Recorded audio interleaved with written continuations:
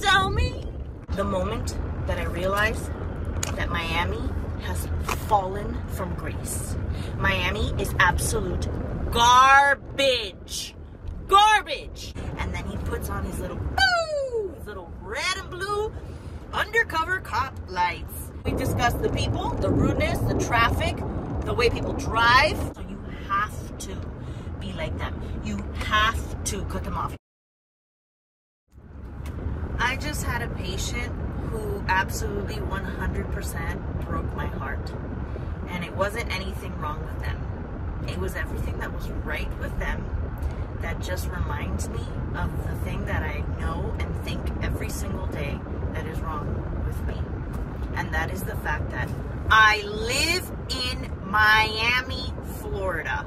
It got me to search YouTube videos of I hate Miami. And the things that I have found are all true. The patient that I had, I think, was originally from Miami but moved to Wisconsin and has a fiance, a handsome American fiance. I don't know where he's from, but he's a physician assistant and they live in Montana. And she showed me pictures of their engagement photography done in Glacier National Park in Montana, and you see the beautiful mountains in the background, and I just wanted to cry. She says that the county she lives in has only one hospital, and she went to the hospital because she had a bout of vertigo, and they wanted to do a CT scan, and her husband's a PA, and they're like, how are you going to do a CT scan on a pregnant woman? Why not an MRI? And they realized that they didn't want to have their baby in that hospital. Since they have family and friends, and you know, they both lived in Miami in the past. She's in her 3rd trimester, and she is late transfer of care in the 3rd trimester because they want to give birth and have their baby in Miami, but they're going to go back to Montana and they love it there. I told her, oh my goodness, like, I envy you, like, that it sounds like such a beautiful place to live. She's like, no, but you know, it's really dry. Your skin is gonna be super dry. This is why your skin looks so beautiful. I'm like, listen, I'll take the dry air. I've been to North Dakota, I've been to Seattle, I've been to California, I've been to Maine. I know what dry air feels like. I'll be fine. It's far better than being absolutely drenched in sweat under your boobs and your armpits, your makeup peeling, like melting off your face in the 4 seconds that it takes to leave your house and get into your car. Especially when you're trying to get ready to go out. The humidity is unbearable.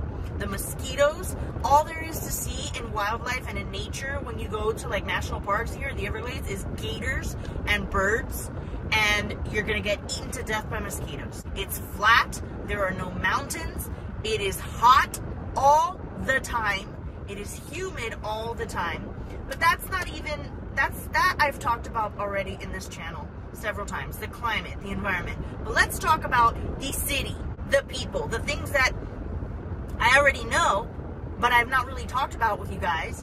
Let's talk about the fact that, yes, 99.9% of the people here are the minority. In other words, Latino.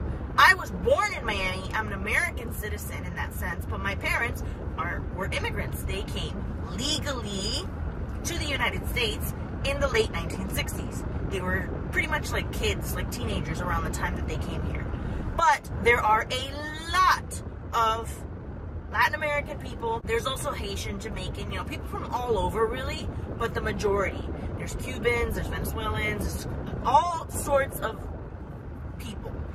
And since everybody is from someplace else, and I don't know what the driving rules are in their country, everybody is rude to everybody. Everybody's mean. A lot of the commenters were agreeing with not everyone that you meet is going to be down to earth and kind of nice like in the Midwest. Well, duh.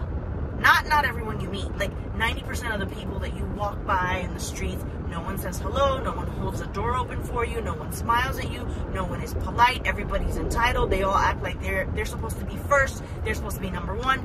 I can't even walk to work without having 10 people stop me on my walk to work, and in the rudest way, instead of saying, excuse me, do you happen to know where this, you know, suite is? Because I work in a medical campus. Just because I work there doesn't mean I know where every single building and every single suite is. Sometimes I'm like, I'm sorry, I don't know. This is a very big medical campus. I work here, you know, see if you can find information. If I do know, I tell them, but I don't always know. No, but they don't even say it that way. They're like, niña, 534, ¿dónde está? That's in Spanish, saying, girl, 534, where is that at? It's like there's no courtesy, there's no manners. I work in a particular suite. Next to my suite, there's like an open space, which is a completely different business department that also does imaging, and people will be there at the front desk, and there's no one at the front desk, even though there's always someone working there every single day. They do imaging, but I work for a private practice that has a suite right next to them, and as I'm walking to and from my private practice, because we also have a location downstairs, and I have to go up and down the stairs all day long, and that's a whole other subject for a whole other day, just so that I can send the reports to my doctors. But as I'm coming in and out of my suite, where are the people here? How come there's nobody here? I have an appointment here. I'm looking for... It's not my problem. It is not my fault. The business right next to ours has an open desk and no one is ever sitting there. Not my fault. Everybody's mean. Everybody's rude. Number one. Number two, driving here, it is like a very dangerous racetrack. It is like the Autobahn, but for idiots. Flat out, you're in the middle of a major road. Okay, maybe not an expressway, but the middle of a major road. Bird Road, for example, 8th Street, whatever. Flat out, if it's a solid white line and there's no median with grass and trees, if it's not impossible for them to make the turn, they will flat out make a U-turn in the middle of the road at a red light with oncoming traffic. Like, everybody just has to stop. Like, it's almost as if they are looking to have an accident. There are people who will be on the left turning lane. They're at the front of the left turning lane. And so they're supposed to make a left, right? But to the right of them, there's like 2 or 3 lanes, and then the very last lane on the right can either stay there to move forward or make a right. Since they're at a red light and they're the left turning lane, they will change their mind while the opposite side is no longer moving, or if they see an opportunity, kind of like if you were on the right lane, you could be standing there and you can move forward, or you can change your mind and make a right. Well, the person on the left on the turning lane will make a right and just cross in front of all these cars that are just standing there at the red light waiting for the opportunity to move forward and turn right. I mean, it is the most dangerous driving circumstances in the entire world, at least in the country. Let me not speak for third world countries, but it is bad. Miami is not part of Florida. Miami is not part of the United States.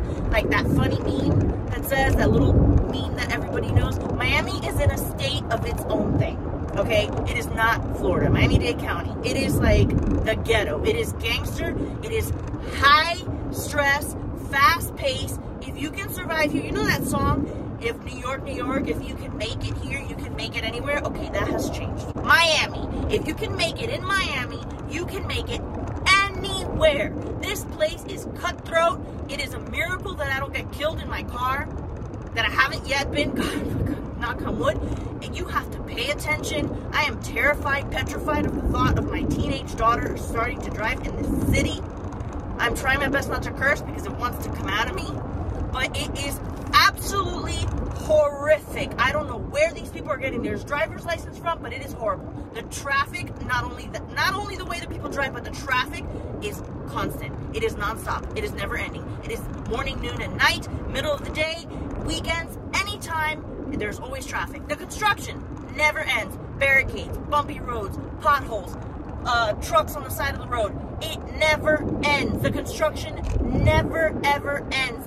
It's like, when are we gonna finish a project and actually see the result and actually enjoy the benefits of the road that you guys are paving? Never ends. Housing, ridiculously expensive. Rent, you can't. I mean, I can't speak. I'm not a renter. I'm a homeowner, but I am struggling. It is hard.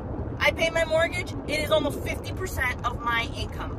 There's also utilities. There's also, you know, water, electricity, internet, all that kind of stuff. There's groceries. It is hard. And I bought a house because I'm thinking, okay, the value of having a house, you know, the equity, and it's an asset. Okay, it's also a liability because you got to live in it and you got to pay for it. It's not something that you have, that you're renting out, that's generating you money. So on paper, it's an asset, but in real life, it's an expense, and it is a big one. But it's far better than renting, in my opinion, because rent prices can always be increased on you by any landlord. Rent is ridiculous down here. You're talking like $2,000 for a 2-bedroom apartment. A 1-bedroom apartment, like $1,700. Like a studio efficiency, we're talking like $1,500, $1,600. Okay? Anything under $1,500 in Miami, impossible. Doesn't exist. Forget about it. That was possible just a couple years ago. We discussed the people, the rudeness, the traffic, the way people drive, how expensive it is to live here, how shitty it is to live here because everything is a shit shack. Everything looks like absolute garbage, like crap. Ugly tile, ugly concrete with knockdown textured walls, like just nasty, like dark metal gates on the windows. Looks like a prison. It is so ugly. The houses are ugly. Okay? Very little land that you're gonna get unless you go to Homestead or like the Redlands. Expensive. Expensive, expensive. Going out to eat, going out to get drinks, going out to do anything, not affordable. I cannot do anything. This is why I make my videos talking about how I have this desire to go camping and to go exploring in an RV, because it's the only freaking thing I can afford. And camping gear was expensive too. I had to buy, I bought that on Amazon, not in Miami, but I had to get a tent, I had to get all kinds of things, which cost money, but at least it's a one-time expense and I can do it multiple times. But I can't do it in Florida because it's hot and there's deer flies and I have all kinds of scars all over my legs from the deer flies that attacked me. So I would have to wait and just do it in the winter and hopefully book at least one vacation a year way far away from here. Far away from here in Miami, up in the mountains where I actually want to be. In the meantime, what do I do if I'm not camping in the winter and taking one vacation per year in the summer? What do I do? I work.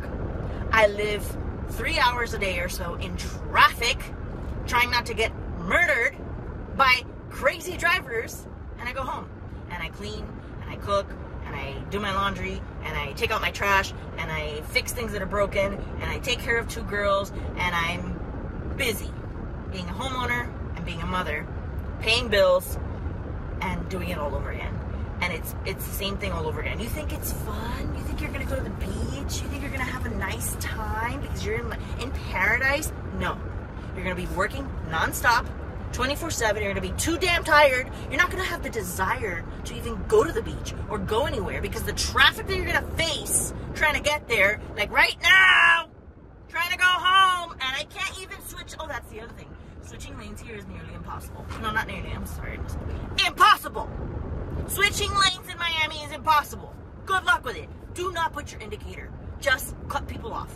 Because I have spent years being nice, putting my indicator, asking permission, putting my window down, putting my arm out the window, looking at them with a smile, trying to switch lanes.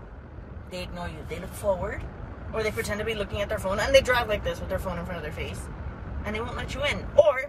Or you put your indicator, and as soon as you put your indicator, the person behind you, next to you, whom you're trying to get on their lane, will speed up.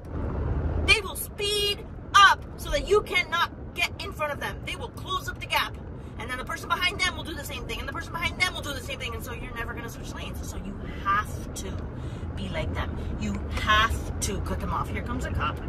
I'm trying to switch lanes, but of course, he didn't let me. Thanks a lot. A-hole. One time, I have this insane story. One time, I was going to school. I was going to take my daughters to school. I was in my own neighborhood, and I had to make a right. I was on the major road that had like 2 lanes, and it was opening up into like 3 or 4 lanes because it was going to eventually lead to like an expressway, but I had to get on the right side because I had to go down that street. And I'm like in the middle lane, and I put my indicator, and cars are passing me by in the traffic very slowly, and they're not letting me in. And then they start kind of stopping and slowing down because there's traffic, so there's a car, and an unmarked car, and I start to kind of, sort of, you know, with my indicator, start putting my fender and my front tire over to that lane just to kind of hint to the guy, listen, whether you let me in or not, I'm going to get into this lane because I have to make a right there, and I cannot keep going forward any further before I pass where I need to be. And there's plenty of room and plenty of time, but people will not let you to the point where you can't just stand there and block the traffic, so you have to kind of like move out of the way, get to the right.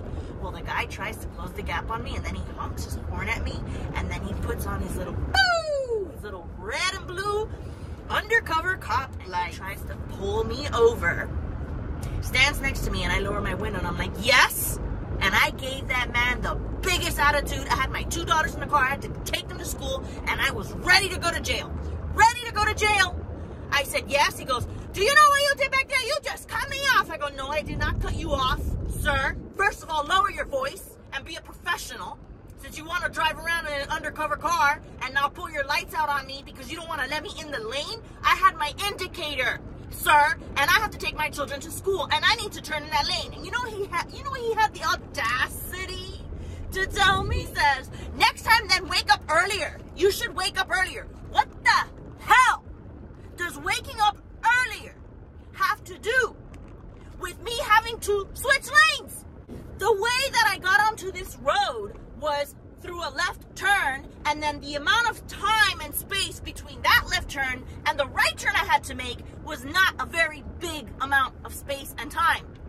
It doesn't matter if I would have been there at 5 in the morning. I had to make a right, and you are simply closing the gap, not allowing me. I have my indicator, and you don't want to let me, and you want to pull me over like I did something wrong? The guy ended up calling me a bitch or something, and a police officer. I should have asked for his badge number so I could report him. I told that guy off. And he got back in his car, and I took my kids to school. And it was the moment that I realized that Miami has fallen from grace. Miami is absolute garbage. Garbage. The cost of living is so high. Think New York City, Los Angeles, but they pay like crap. Crap. Okay? I'm supposed to be making a decent living, and it is not enough. It's not enough. It's not enough for a single person to live in a home. If I was renting, I'd be paying more. I'm glad that I bought my house. If I was renting an apartment, I would be paying more than I'm paying for my house. So don't tell me, oh, it's because you decided to be a homeowner. Why didn't you, like, tone it down a little bit and just rent? Because it would have been more expensive. Net. I don't even want to say it. I don't want to say what I bring after taxes. I don't want to say what I bring home. It's embarrassing. You would think, if you look at the hourly, you're like, you bring home pretty good money. But after taxes. And I'm a mom. And I can report one child because my ex-husband insists on reporting the other child. Declare, claim as a dependent. I can only do one. And then you try to make a side hustle so you can make a little more money. So you make TikTok videos and you get a little popular and maybe you get a couple $100. Or you put some money in a high yield savings account and you're getting like 5%. Good for you. You're doing a good job. But then you get the tax forms in the mail for this income. And at the end of the day, head of household, single mother, this is how much I make. And these are the little pocket change that I made on my side hustles. Guess what my return was? $330. $330 tax return. Where's the child tax credit? Where's the single mother help? Where's the homeowner? I mean, I did everything right. I did everything right. My air conditioner broke. I had to get a new AC. I had to do the roof all over again. Otherwise, the insurance was going to drop me because of hurricanes. It is horrible down here. Absolutely horrible. I just got home and I want to disconnect and I'm going to wrap up this video. We're almost at 20 minutes now. But I'm sorry that this came off like as a horrible rant and you're seeing a whole other side of me. But yeah, I have other sides. And I just got triggered. I got triggered. This woman, the dating scene. Let's not even get into that. I don't want to get into it. But the men here are garbage. Absolute, utter garbage. I have gone on so many first dates, blind dates, because they're from dating apps where you see pictures of a person and you talk to them briefly and then you go on a date, and it is just, I can't. It's just not for me. And this woman from Miami meets this fantastic catch of a man. But of course, do you think she met him in Miami? Of course, do you think that they live in Miami? Everyone cool that I've ever known that has lived in Miami has left. They're not even here anymore. Everyone cool that is still here that I like is gonna leave or planning on leaving. Except for obviously the people that I work with that I think are cool.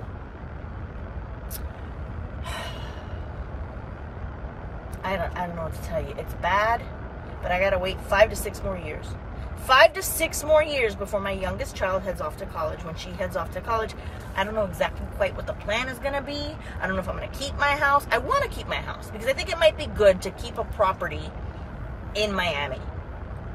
Maybe I could rent it out. I don't know where I'll go. I don't think I want to move to one specific place and just stay there, because my goal is to travel around and see different places. So like I've said before, maybe possibly get an RV and do travel ultrasound tech work. But I cannot stay here.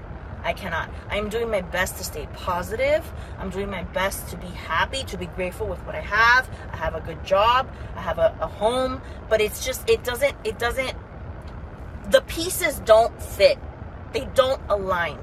If the cost of living is going to be so high, the pay has to be higher. Like if you live in New York or California, like Los Angeles, Hollywood, and it's very expensive, they also pay a lot more. So it kind of, you know, is worth it. It's doable. Or if you live in a small rural area where the cost of living is extremely affordable, the pay is going to be less. But you can live with that. But here, the cost of living is high and the pay is not enough. It's not that I'm ungrateful for what I get. It's not that I'm unhappy with what I'm being paid, but the cost of living, what I have to pay to live, to sustain myself, is not enough. So I live in a perpetual state of credit card debt. There it is. I pay it down, and then boom, something happens where, oh, I got to pay this now, so it comes back up. And then I'm slowly eating away at it, paying it down. And then boom, oh, now this comes up. It's my daughter's birthday, it's Christmas, whatever the case may be, boom, it pops back up. Okay, so I could not travel at all. I could not go camping at all. I could never, ever, ever, ever eat out. And these are all things that I rarely do to begin with. I buy Walmart groceries. I don't go to Publix anymore because it's become too unaffordable. And I've been a Publix shopper my whole life. I buy Walmart brand, the Great Value brand of the oatmeal packets, the instant oatmeal packets that are like either that or just a plain cup of coffee that I get at work, which is free. Not really free because we're probably paying for it with the money that we earn the company, that we're not being paid because obviously we make way more money than we get paid. I mean, that's just the way any company works. But free coffee at work, or I make a cup of coffee at home. I have a Keurig, little tiny, you know, fake Keurig machine. Fake, like not actual Keurig brand, but whatever. Works great, by the way. I do not go to Starbucks. I used to like Smoothie King every once in a while. Stop doing that. $10 for a smoothie. $10 for a smoothie? Or like a protein shake? Get out of here. Get out of here. Fast food places? No more. You know, Uber Eats? Never. Never in my life. Ever. Like DoorDash, Uber Eats, Grubhub. Never in my life. Ridiculous to spend $20 for a freaking cheeseburger and fries. Not doing it. So I bring from leftovers from home as my lunch, and if I don't have leftovers, I bring sandwich stuff like bread and cold cuts or peanut butter and jelly. And I'll sit by the water sometimes in the back, but it's getting kind of hot now to enjoy even that. I don't eat out. I don't go out. I don't spend money on drinks. And anybody who's doing that right now, either you're mega, mega rich, good for you, and you can afford it, or you're being stupid. If you're not mega, mega rich, you're spending a lot of money that you should be saving or investing because you cannot afford it either. But you're doing it. So, good for you. Good luck. I'll see you in 10 years and we'll see where we're at. I'll catch you guys in the next one. I'm done with this rant. I can't do this anymore. I'll catch you guys in the next one. Bye.